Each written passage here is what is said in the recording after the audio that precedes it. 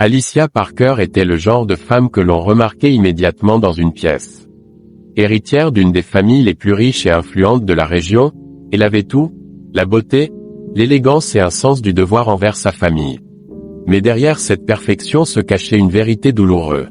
Enfant unique, Alicia avait grandi sous la surveillance constante de son père, Monsieur Parker, un homme autoritaire qui avait consacré sa vie à bâtir un empire.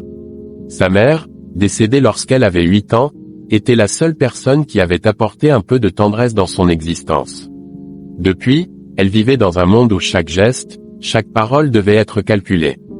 Ses journées étaient remplies de cours de piano, de dîners mondains et de séances photos pour promouvoir l'image impeccable de la famille Parker. Mais chaque nuit, après s'être assurée que tout le monde dormait, Alicia grimpait sur le toit du manoir et observait les étoiles, rêvant d'une vie où elle serait libre. Son amitié avec Clara était l'unique chose qui lui rappelait qu'elle était humaine. Clara, issue d'une famille modeste, travaillait comme assistante dans une boutique de mode. Leur rencontre avait été fortuite, mais leur lien s'était renforcé au fil des années. Clara représentait tout ce qu'Alicia désirait, une vie sans contrainte, où chaque décision appartenait à soi-même. Le grand gala annuel des Parker était l'événement le plus attendu de l'année. C'était là que les alliances commerciales se forgeaient, que les promesses de mariage étaient murmurées et que les ambitions prenaient vie. Alicia, vêtue d'une robe de soie émeraude qui épousait parfaitement sa silhouette, devait jouer son rôle d'hôtesse parfaite. C'est ce soir-là qu'elle croisa Ethan.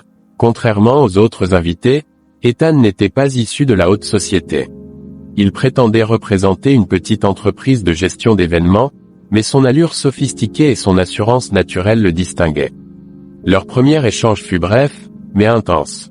Ethan semblait voir au-delà de la façade qu'Alicia présentait au monde. « Je parie que vous détestez ces soirées autant que moi », murmura-t-il, un sourire en coin. Alicia fut surprise par cette remarque audacieuse, mais elle se sentit immédiatement attirée par lui. Leur conversation s'étira tard dans la nuit, et pour la première fois depuis des années, Alicia se sentit vivante. Ethan et Alicia commencèrent à se voir en secret. Ils se retrouvaient dans des cafés discrets, loin des regards indiscrets, ou se promenaient dans des parcs au crépuscule. Ethan lui racontait ses rêves, son enfance difficile, et ses ambitions de créer quelque chose de grand par ses propres moyens. Alicia, de son côté, partageait des parties d'elle-même qu'elle n'avait jamais montrées à personne. Elle lui montra ses peintures, lui parla de sa mère, et lui confia ses frustrations envers son père. Mais cette romance n'était pas sans risque. Monsieur Parker, toujours vigilant, ne tarda pas à remarquer un changement dans le comportement de sa fille. Il mit des détectives sur sa piste et découvrit rapidement la vérité. Ce garçon n'est qu'un opportuniste, Alicia. Il ne t'aime pas, il aime ton nom et ta fortune, déclara-t-il, furieux. Mais Alicia, pour la première fois, refusa d'obéir. Clara, bien que ravie pour son ami, commença à ressentir une étrange fascination pour Ethan. Il avait une manière de parler qui captait l'attention, et son sourire semblait pouvoir convaincre n'importe qui. Ethan, de son côté, remarqua l'intérêt de Clara et en joua. Il la complimentait subtilement, créant un lien ambigu entre eux. Clara, bien qu'hésitante, se laissa peu à peu séduire par ce jeu dangereux. Mais Alicia ne voyait rien. Aveuglée par son amour pour Ethan, elle le défendait à tout prix contre les critiques de son père et les doutes de Clara. Malgré l'opposition de Monsieur Parker, Alicia épousa Ethan lors d'une cérémonie somptueuse. La robe qu'elle portait avait été conçue par le célèbre couturier Dario Moretti, et chaque détail de la journée était digne d'un conte de fées. Mais sous cette façade de bonheur, des tensions palpables se faisaient sentir. Clara semblait étrangement distante, et Ethan, bien que charmant, avait un comportement qui trahissait parfois une certaine nervosité. Ethan est devenu de plus en plus oppressant, resserrant son emprise sur Alicia.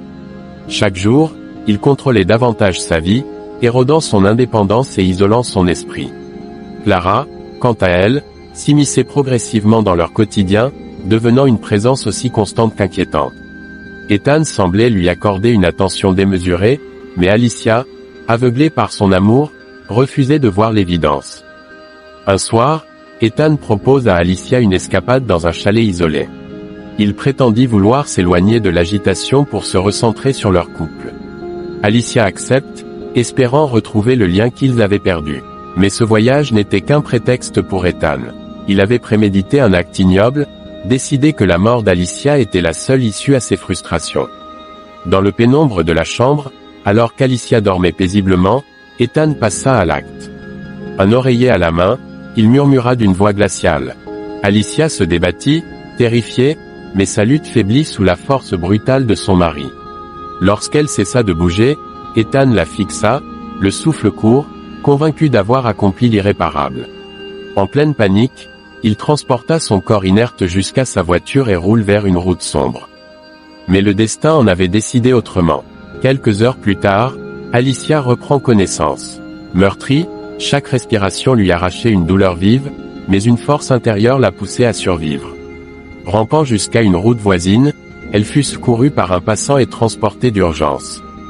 Pendant ce temps, Ethan savourait ce qu'il croyait être sa victoire.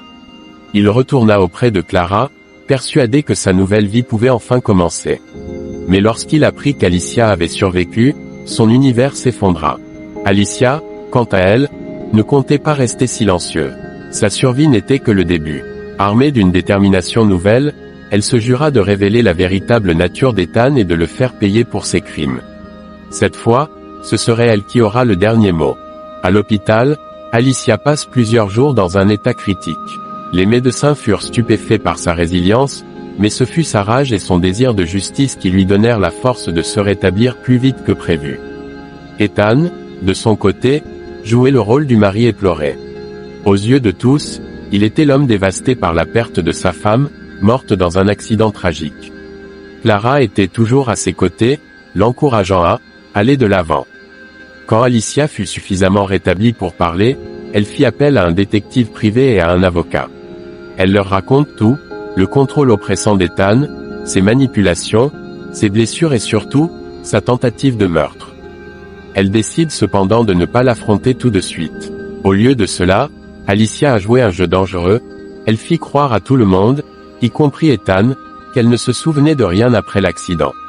Ce stratagème sema le doute dans l'esprit de son mari. « Tu es vivant, c'est un miracle », lui avait-il dit, les mains tremblantes lorsqu'ils se revirent.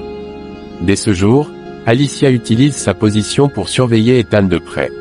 Elle récolta des preuves de ses mensonges, cherchant à dévoiler non seulement sa tentative de meurtre, mais aussi la nature de sa relation avec Clara. À mesure qu'elle avançait, elle découvrit un réseau de manipulation bien plus vaste. Clara n'était pas seulement complice, elle semblait avoir orchestré tout. La tension monte lorsqu'Alicia affronte discrètement Clara lors d'un événement public. D'un ton calme mais glacial, elle murmura. « Tu pensais vraiment que j'étais morte ?» Clara ne dit mot. Quelques semaines plus tard, Alicia livre toutes les preuves aux autorités. Les enquêteurs dénouèrent le fil de l'affaire, et Ethan fut arrêté pour tentative de meurtre, tandis que Clara fut inculpée pour complicité. Lors du procès, Alicia se présenta avec la tête haute, déterminée à raconter son histoire. Elle quitta la salle d'audience en femme libre, décidée à reprendre le contrôle de sa vie.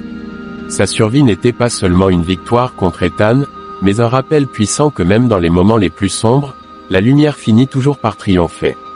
Alicia, bien qu'ébranlée, trouva la force de se reconstruire. Elle transforma son expérience en leçon de vie et devint une défenseur des droits des femmes, aidant celles qui avaient été manipulées ou trahies. Son histoire, bien que tragique, inspira des milliers de personnes. Merci d'avoir suivi cette histoire captivante jusqu'à la fin. Si cette histoire d'amour, de trahison et de vengeance vous a touché, n'oubliez pas de nous soutenir en likant cette vidéo. Abonnez-vous à notre chaîne pour découvrir encore plus de récits riches en émotions, en suspense et en rebondissements. Activez la cloche des notifications pour être informé dès qu'un nouvel épisode est publié. Et vous, que pensez-vous du choix d'Alicia? Auriez-vous agi comme elle? Partagez votre avis dans les commentaires, nous adorons lire vos réactions. Merci pour votre soutien, et à très bientôt pour une nouvelle histoire fascinante sur Occultis Media.